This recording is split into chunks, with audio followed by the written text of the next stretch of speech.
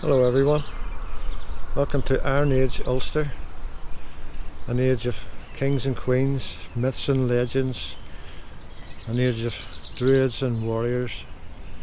Let me tell you about the age of high adventure.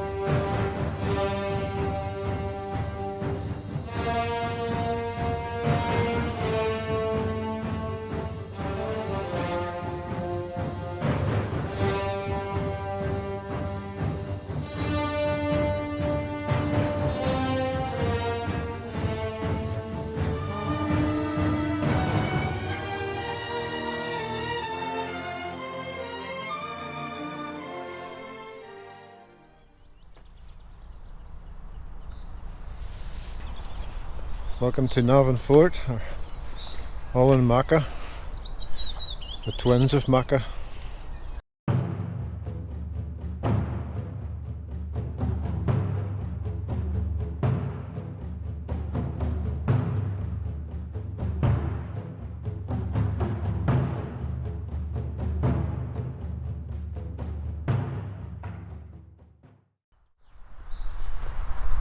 Macha is the pre-Christian goddess of sovereignty, fertility and war. She's heavily associated with this site and this whole area really. Navan Fort's a modern name. It's nowhere near Navan, which is in County Meath, and it's not a fort.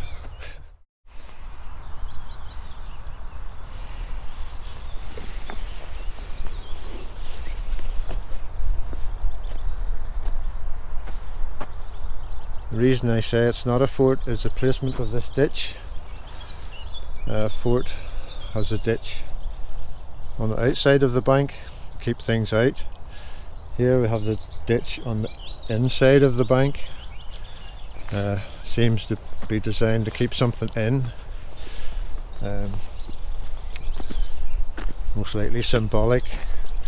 Keep the energy of the temple mound possibly inside this sacred space.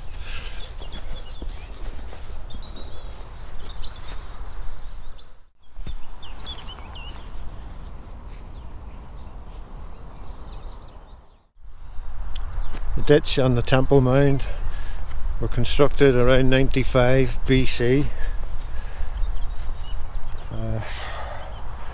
That sort of time, Middle Iron Age. All the myths and legends of Irish literature blend with historical facts. It's a fascinating period.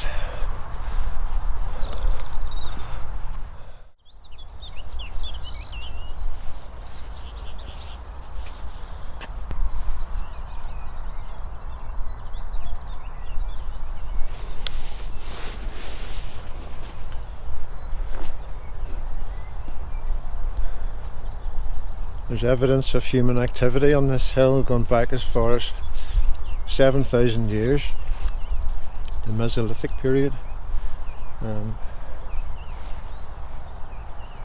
Around 300 BC in the Iron Age, well, the early, that sort of transition period between the Bronze Age and Iron Age.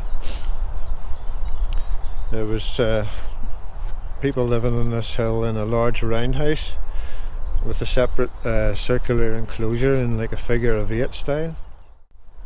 Evidence shows it was rebuilt many times over hundreds of years and may have some sort of a ritual connotation. There must have been an interesting character here during that time. Archaeologists found the skull of a Barbary ape inside where one of the roundhouses would have been. Barbary apes native to North Africa. How it got here is a mystery. Long distance trade obviously But the people around here, something like that would have seemed really otherworldly to any of the folk around here at that time, So then in 95 BC, the new order arrived here and cleared the hill, put in the bank and the ditch, and set about building a huge temple, possibly dedicated to the goddess Macha, thereby installing her essence inside their sacred space, their new capital of Ulster.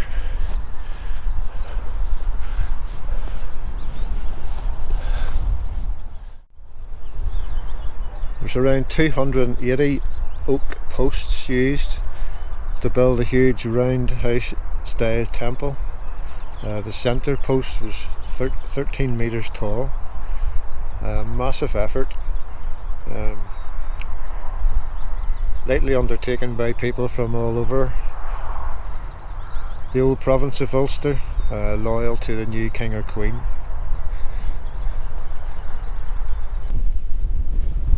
When they finished building it, they half filled it with stones, which must have its own significance. It's thought they were brought from all different parts of Ulster, and then they ritually set fire to it.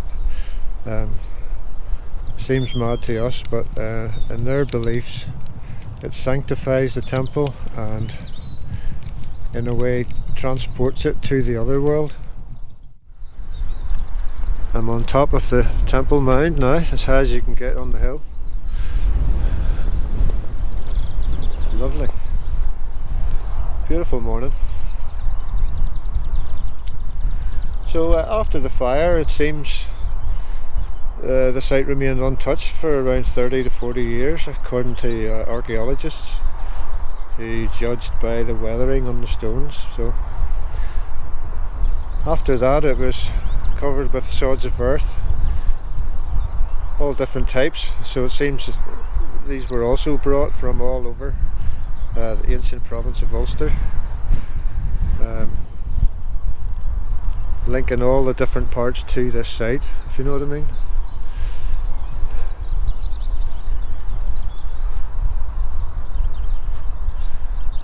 We know from the myths and legends in our literature that Iron Age King Conan Mac was here and his druid Catbad. The famous Red Branch Knights were from here. Chulainn was here. This is where he got his name and where he set off to fight Queen Maeve and all the Connacht men single-handed. King Conor and his druid Catbad, who was also his father.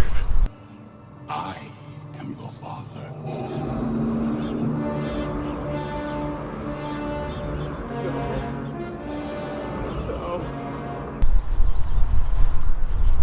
Feature in Tales in the Ulster Cycle. It's a good one, Deirdre of the Sorrows. I'll put a link to some other videos that have the stories and more information about Macha and so forth. I'll put a link to those down in the description. So that was fire. Now to the magic of water. From Stone Age, people have been placing precious objects in bodies of water as votive offerings. Kind of from the Bronze Age on, the water cult became a powerful ritual source of divination and magic.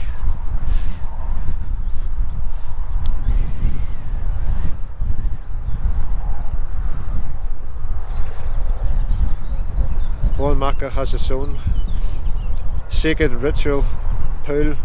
It's called Loughnashade to the northeast. Turn this way. Just the other side of the quarry, which I'm sure you have not failed to notice by this stage. Loughnashade means Loch of Treasures. It's quite small now, a couple of acres. In ancient times it was a lot bigger. In 1798 some guys were digging ditches close to the loch, and they found 4 beautiful bronze horns with Latin art on the end piece. Here's a little clip of a guy playing one down at the visitor centre.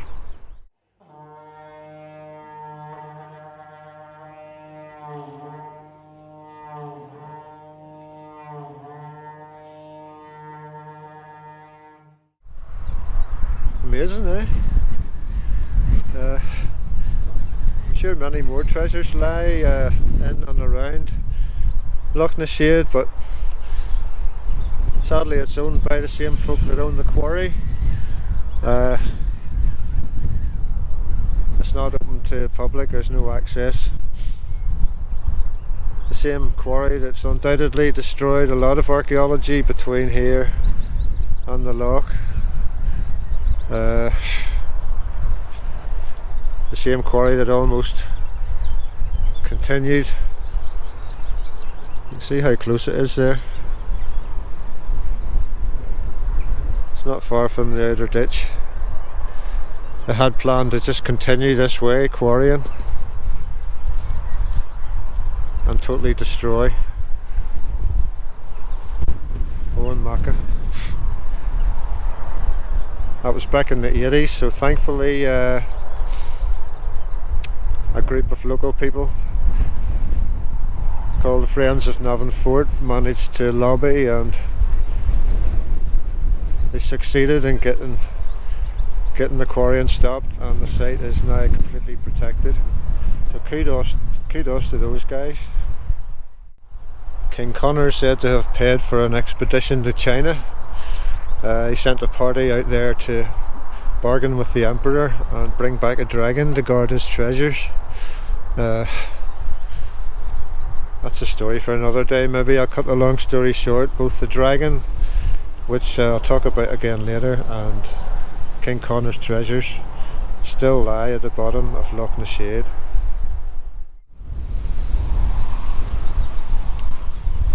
The wind's really starting to pick up now. I'm sure you noticed. The name Macha, the story of how it got its name is well known. It said that the goddess Macha gave birth to twins here in very humiliating circumstances. I'll put a link to that new story down in the description.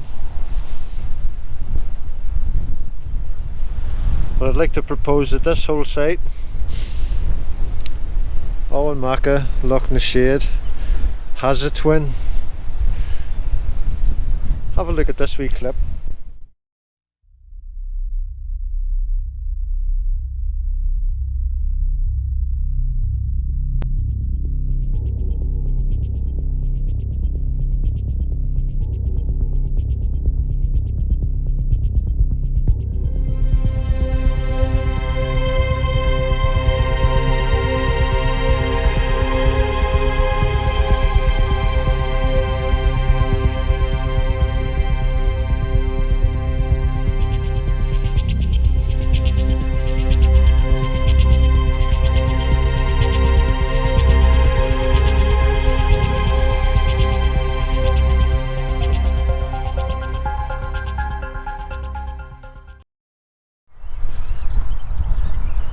Haughey's fort, it's named after a landowner at one time, is 1,000 years older than this side at Macha, around 1100 BC. It has its own man-made ritual infinity pool. Unfortunately there's nothing really to see above ground now of this once magnificent triple ditch ring fort. It's just been farmed over and farmed over. So. But thankfully the infinity pool, known as the Kings Stables, is open to the public, and I am really looking forward to getting around there to sample the atmosphere. So let's go.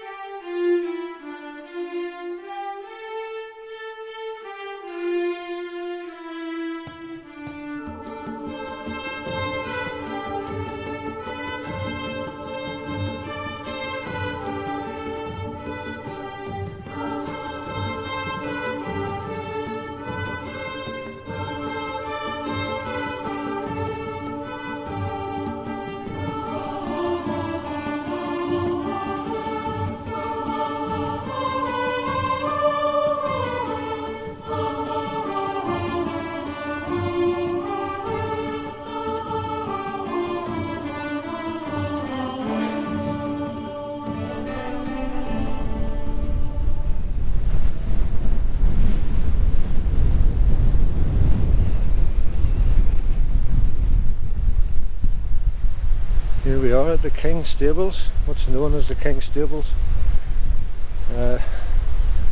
Cherry blossoms are all out just around the pool, in the hedges.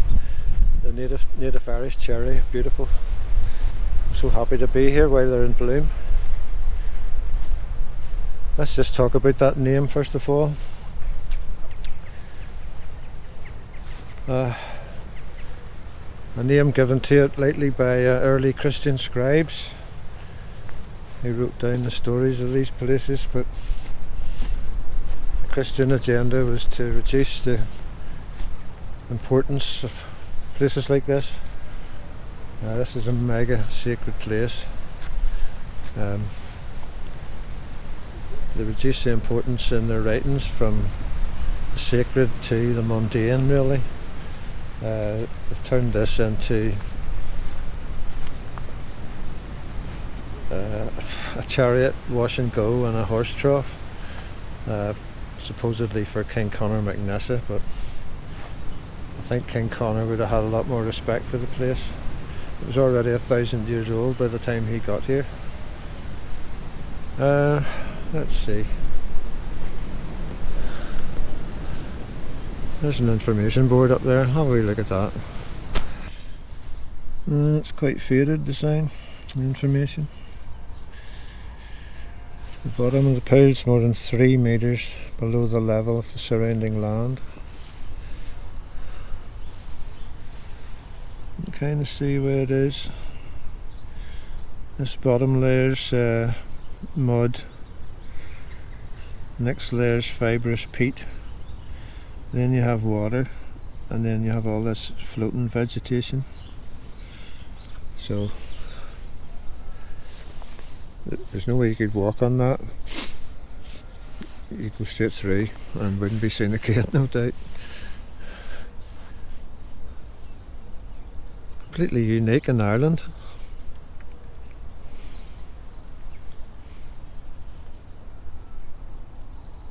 It's gone really quiet, it's lovely. The wind's just dropped.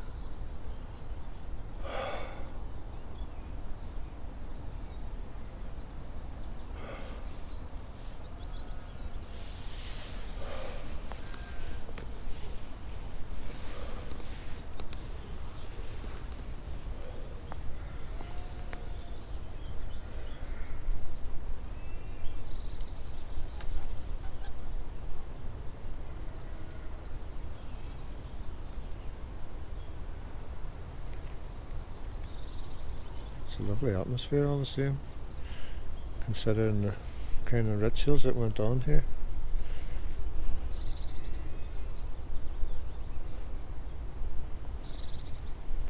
It's 25 metres diameter, it's really big, the effort that took to dig out.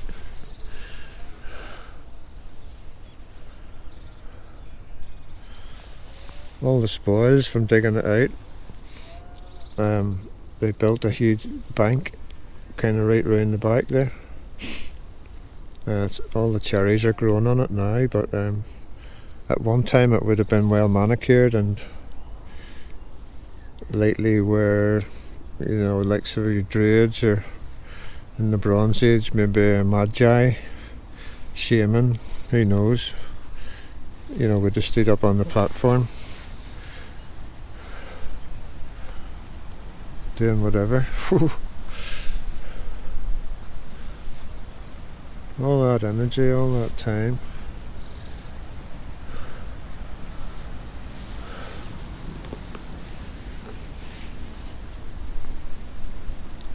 We'll take a wee walk round. You can walk round through the cherries up on the bank, so we'll do that now and have a look.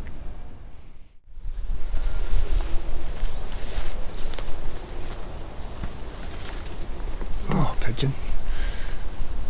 That's us up the bank. Look at the age of those beautiful cherries.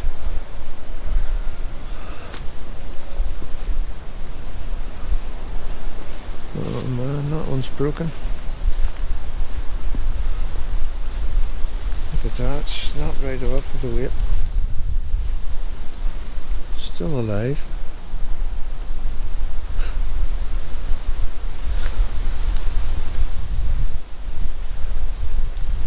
Now that's magic, eh?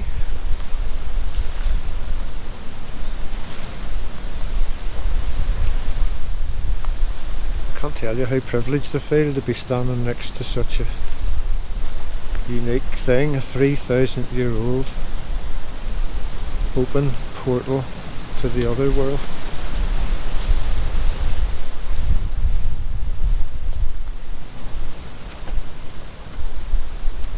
Powerful energies and pigeons still linger here.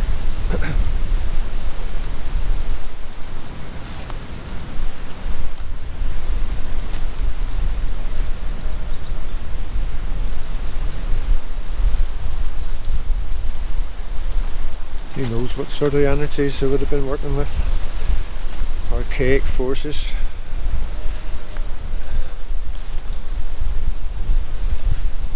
It's probably incomprehensible to us in modern times, really. Oh, that's lovely.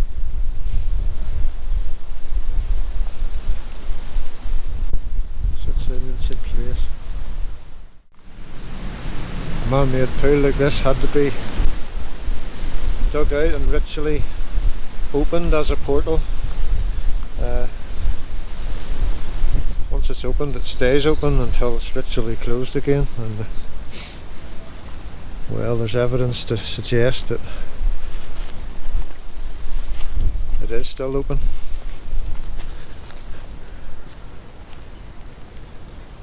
It was excavated in 1975. Well, an attempted excavation wasn't very successful. The trench kept flooding, obviously, and had kept being pumped out. Pump kept clogging up with fibrous material and large beetles, apparently, what I read. So they're only actually able to excavate 5% of the total, so there's very little done. There's a lot of stuff still in there, but in the little bit they did do, they found over 214 animal bones. They found pieces of pottery. They found worked wood and worked bone, and the most amazing find to me was clay moulds for making Bronze Age leaf blade swords. Were made in a mould, broken and disposed of into the pool in a ritual way. The other gruesome thing was the facial part of a skull, a human skull, being removed from the hole. Possibly some sort of gruesome mask. Who knows? Who knows? No doubt there's a lot more skulls in there. Especially in the Iron Age, the Ullid tribe were famous for taking heads, putting them on spikes and whatever. So, is this place haunted? I would not like to be here in the dark, I'll tell you that for nothing. I've just finished setting up there. I've got my little full spectrum camera shooting me as well, and my phone there with the SLS Ghost app on it. I'm recording on that as well, just, you never know.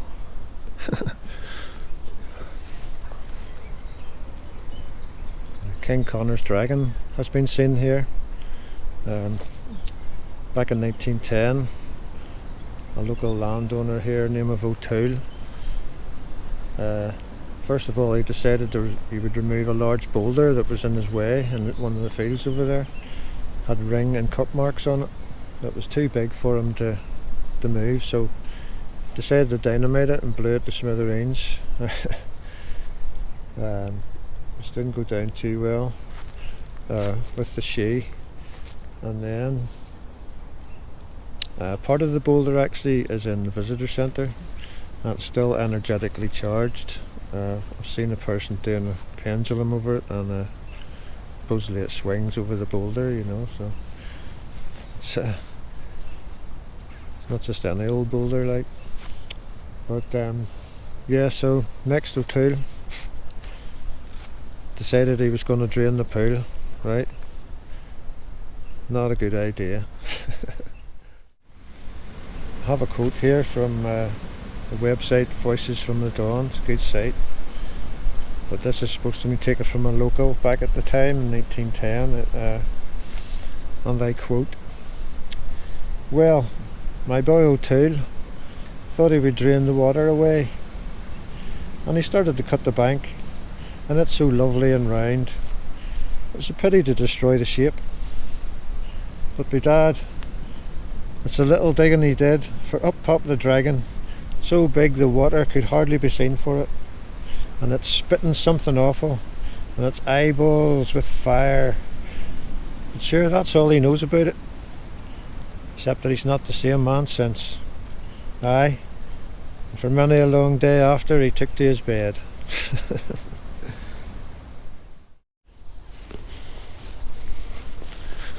Let's see if we could get a bit closer.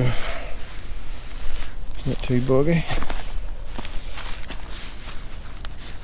A little bit, not too bad. Stay this side of the fence though.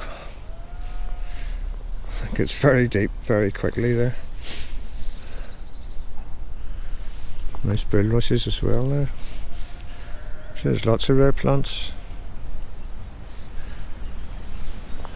There's evidence that the portal is still open, because the local guys that were assisting in the excavation back in '75 said that they had heard of it being seen here only a few years previous to that, in the early '70s. So it has never been ritually closed, so there's, you know, the potential there is mind-boggling, really.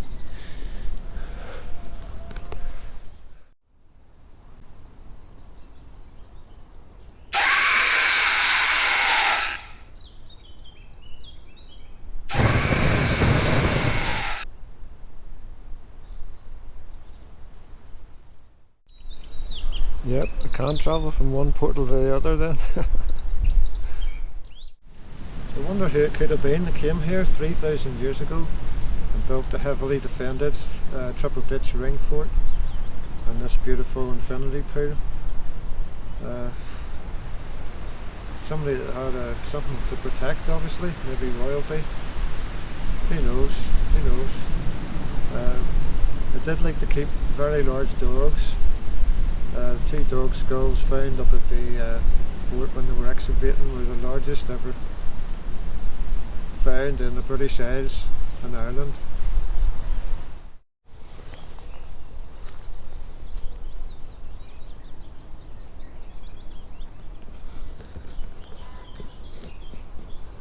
There's a pheasant. Very nice. Very rare to hear them nowadays. No doubt there was a Bronze Age Magi or whatever they were called that fulfilled that role at that time in the Bronze Age. You know, this was built for that type of purpose by someone that knew what they were doing. So it boggles the mind what sort of rituals might have been carried out here. But just say, there'll definitely be more skulls in there, I would say.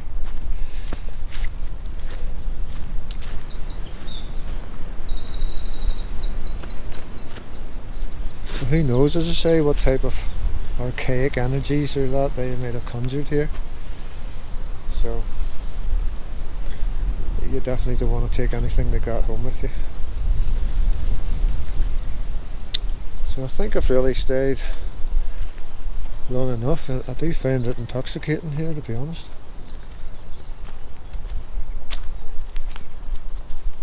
It's just that old, ancient feeling. And the nature's pretty ancient too, you know, it's crazy. I love it.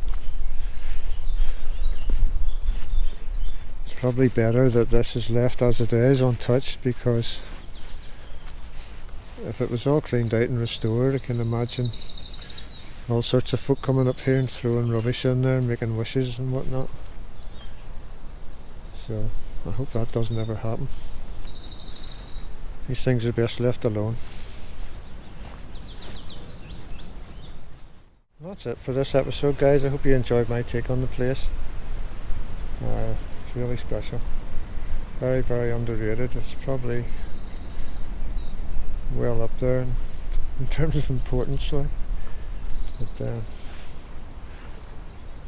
But it's been a fun day out. I hope you enjoyed watching. Thanks for watching.